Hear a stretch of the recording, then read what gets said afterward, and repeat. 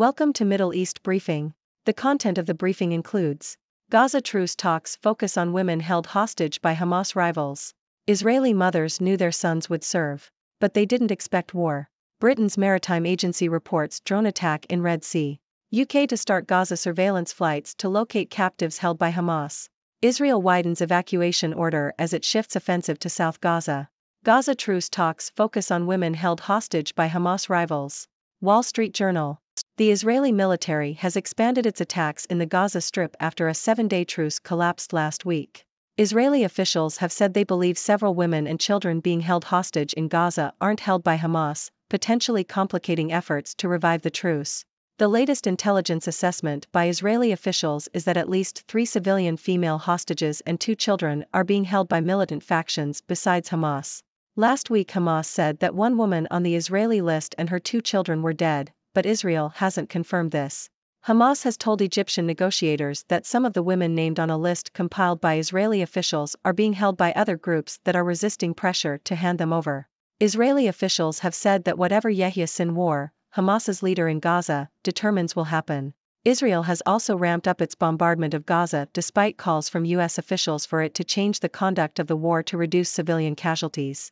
An entire city block in Gaza City's Shujaa district was destroyed by several Israeli airstrikes on Saturday, with at least 200 dead and 300 wounded. Since the war began, Israel's offensive in Gaza has killed over 15,000 Palestinians, most of them women and children. Israeli mothers knew their sons would serve, but they didn't expect war. New York Times. As we reported earlier this week, a ceasefire in Gaza has finally been agreed, allowing the many Israeli soldiers to return home.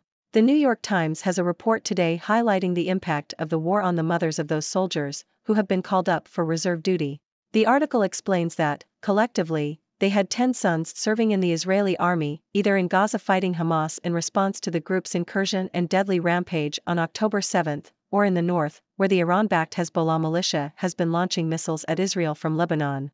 The paper adds, as the war drags on, the mothers said they were grappling with intensifying, and sometimes debilitating, anxiety. To cope, some have turned to their faith for solace. Others meditate. Or both. Many have joined support groups. Rakefet Yoli's father was a decorated Air Force pilot who fought in several wars. Her husband was a commander in a tank unit. My parents never believed their children and grandchildren would have to join an army, much less fight, she said. They thought there would be peace by now.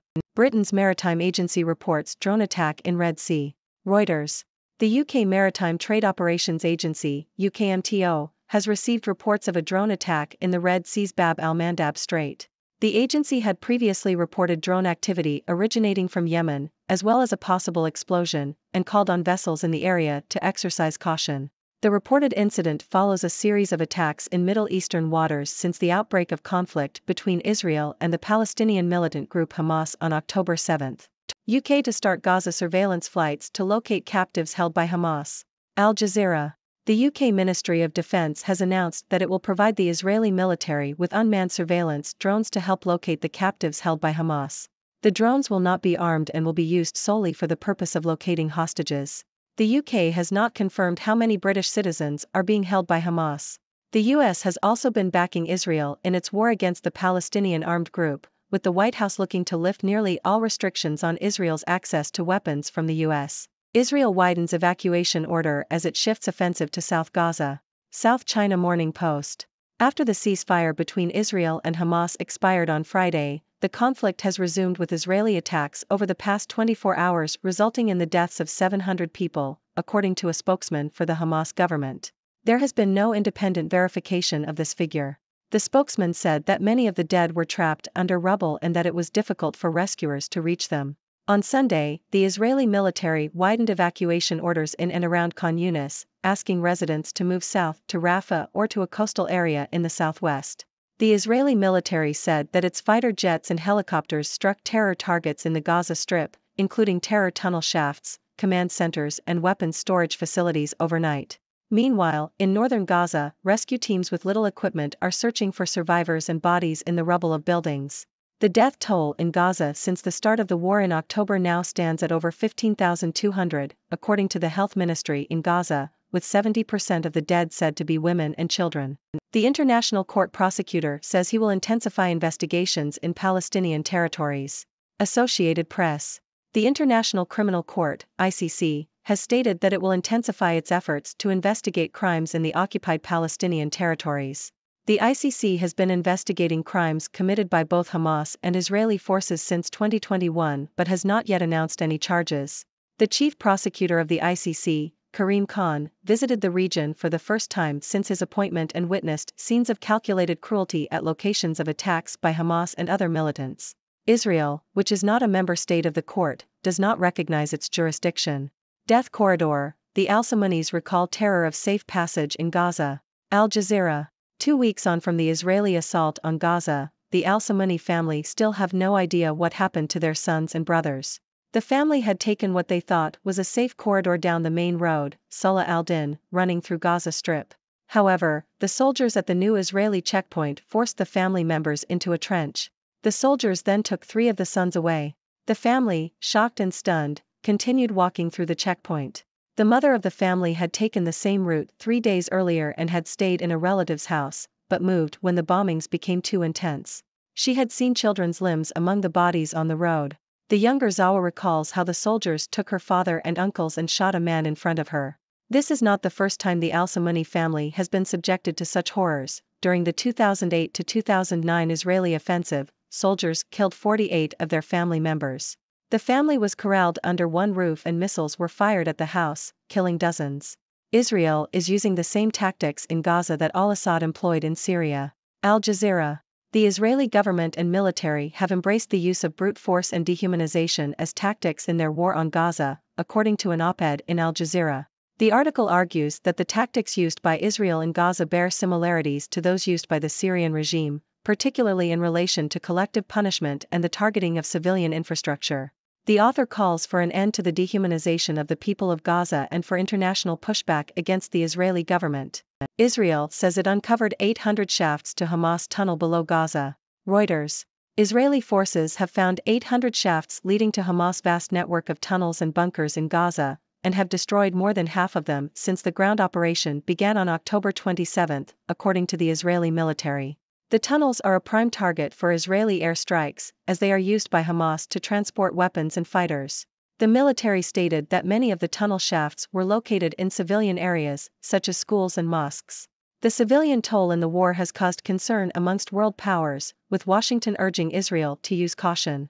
So far, 500 of the 800 shafts have been destroyed. How a Palestinian teen's release exposed Israeli mistreatment of prisoners.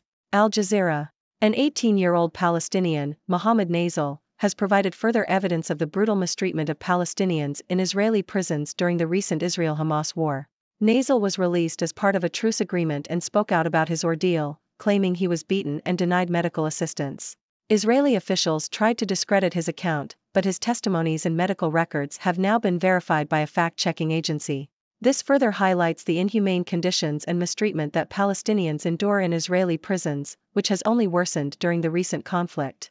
Ladies and gentlemen, I am Dr. Six, your resident observer from the 6 Degrees world, here to bring you the latest news from around the globe. Today, we have a range of stories from the ongoing conflict in Gaza. Firstly, we have reports that Israeli officials believe that several women and children being held hostage in Gaza are not held by Hamas, potentially complicating efforts to revive the truce. It seems that other militant factions may be involved. This adds another layer of complexity to an already delicate situation. In other news, we learn about the impact of the war on the mothers of Israeli soldiers who have been called up for reserve duty. These mothers never expected their children to have to join the army, let alone fight.